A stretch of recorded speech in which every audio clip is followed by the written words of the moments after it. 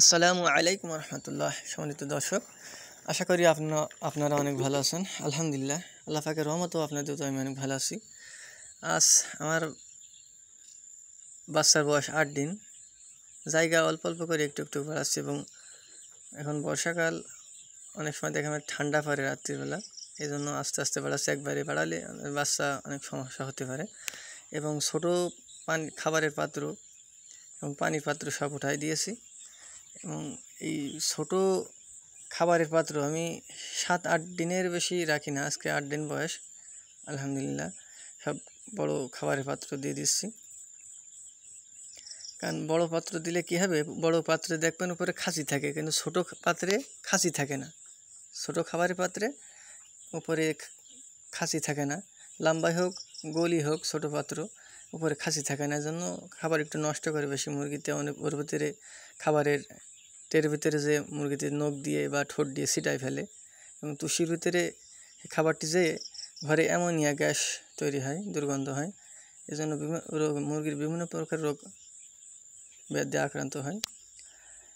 কারণ এই খাসি দিলে আপনার দেখবেন মুরগি খাবারের টেরের ভিতরে যেতে পারবে না। বড় টেরে দিলে আমি 8 দিনের বেশি ছোটো টেরে খাবারের টেরে রাখি না। কারণ এই খাসি বড় টেরে দিলে কী হবে, খাবার অনেক অপচয় কম হবে।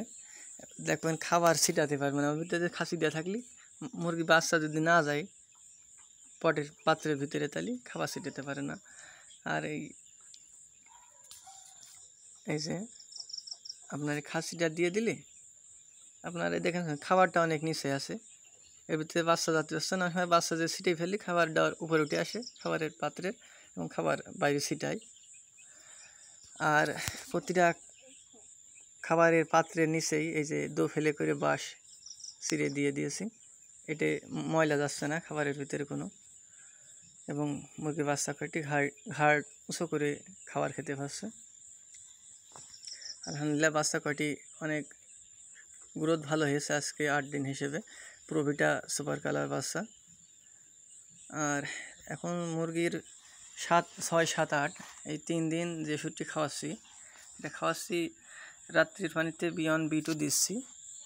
কারণ গরম পড়ছে প্রচুর, এই জন্য বিয়ন্ড B2 রাত্রিবেলা দিচ্ছি, দিনের বেলা দিলে পায়খানা একটু খারাপ হয়ে যায়। আর খাওয়াচ্ছি এনপ্রোভিন প্লাস, এটা প্রোবায়োটিক মিনারেল, ভিটামিন মিনারেল ও এনজাইম। এটা 1 লিটার পানিতে 1 গ্রাম, এটা দিচ্ছি সকালের পানিতে। আর দুপুরের পানিতে ভিটামিন C দিচ্ছি। এটা প্রোবায়োটিকের কাজ ক্ষতিকারক জীবাণু আপনার মুরগির শরীর থেকে বাইর করে দিয়ে উপকারী জীবাণু শরীরে প্রবেশ করবে। এবং এটা দিলে কী হবে, ভ্যাকসিন দিলে আপনি ভ্যাকসিনের উপকারিতা ভালো পাবেন।